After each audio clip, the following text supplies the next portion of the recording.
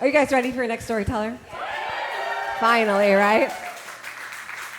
This woman is a dream come true, okay? She's the reason you all are here. She is Miss America. Please give it up for Annalisa Ellis.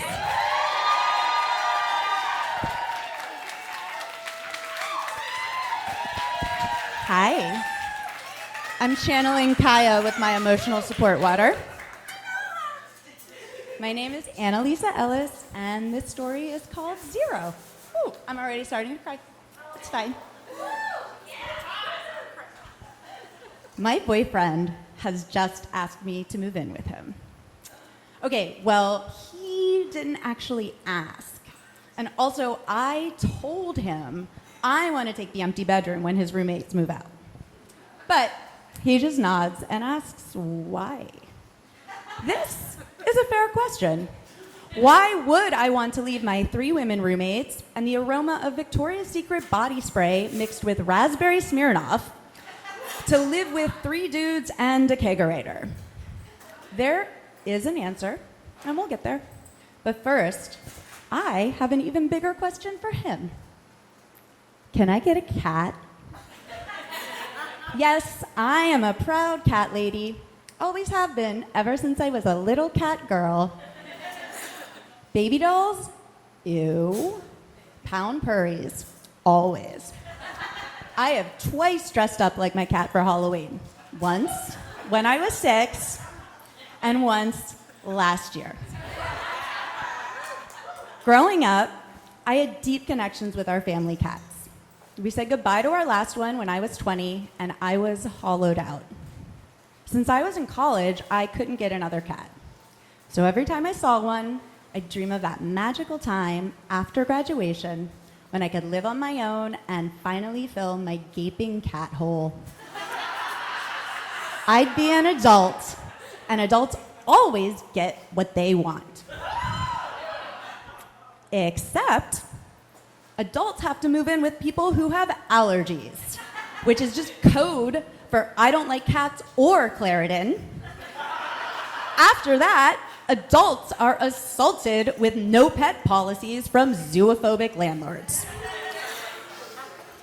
By the time my boyfriend is told I'm moving in, I've been catless for 7 years, the longest of my life, which is why I'm willing to trade lady bathrooms for the smell of beer and testosterone.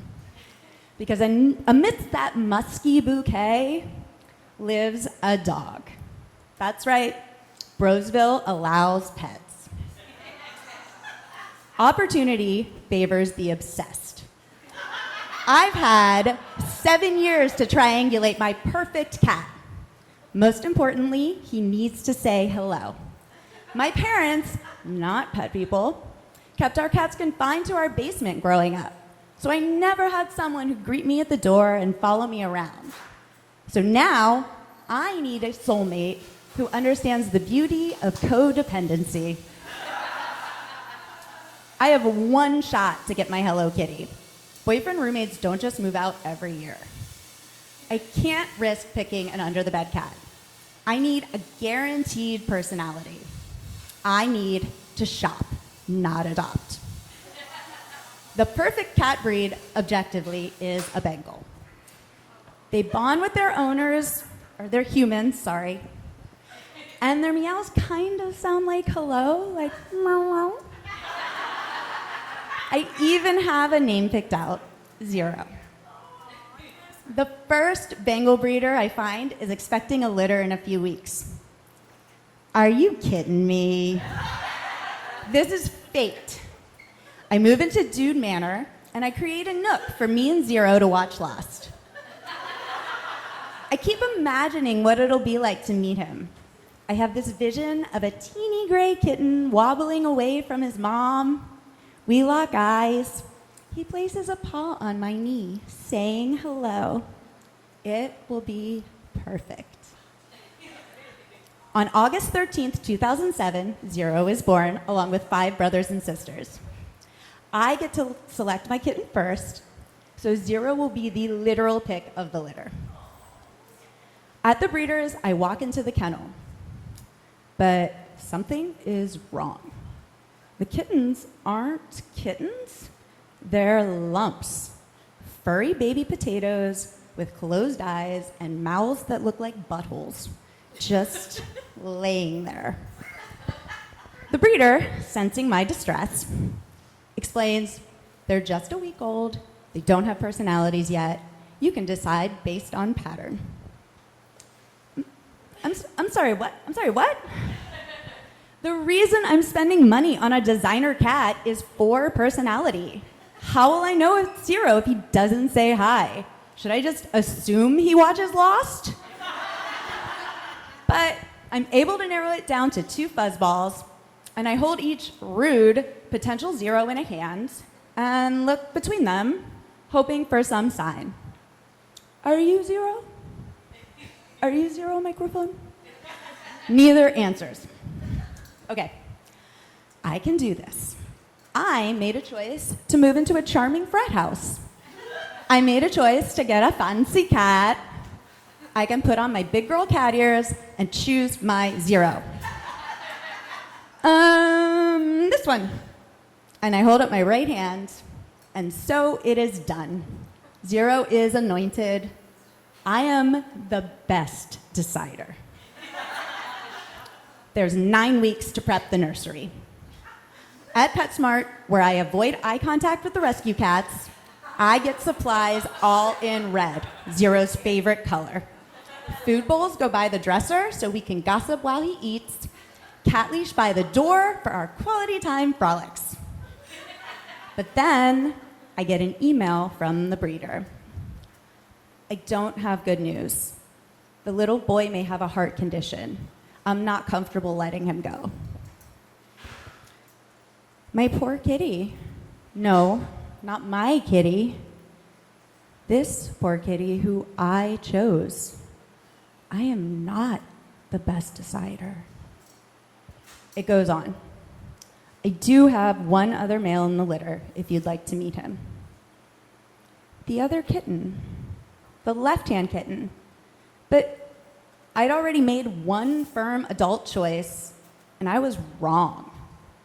What if this kitten isn't Zero either? Can I handle being let down again?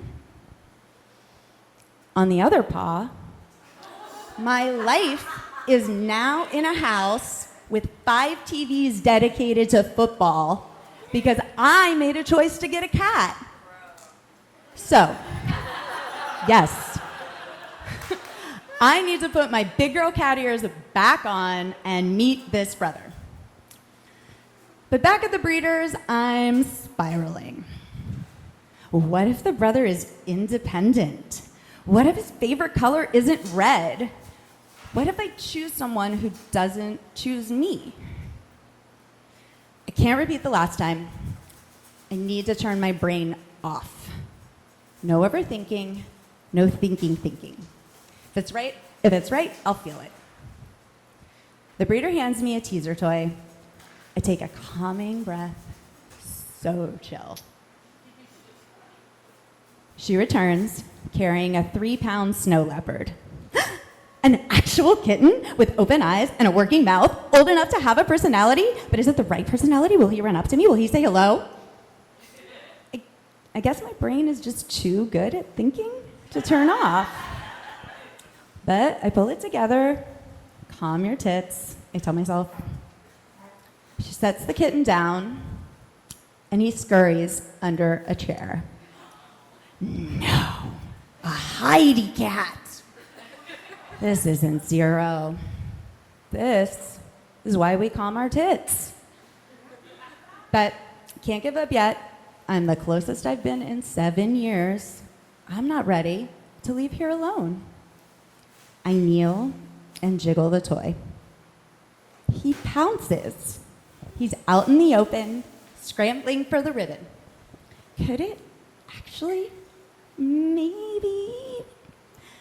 My brain stops. Everything gets quiet because he stops right in front of me. He's not looking at the toy anymore. He's watching me. These bright green eyes on me. And I look at him. the last of his litter, not my pick.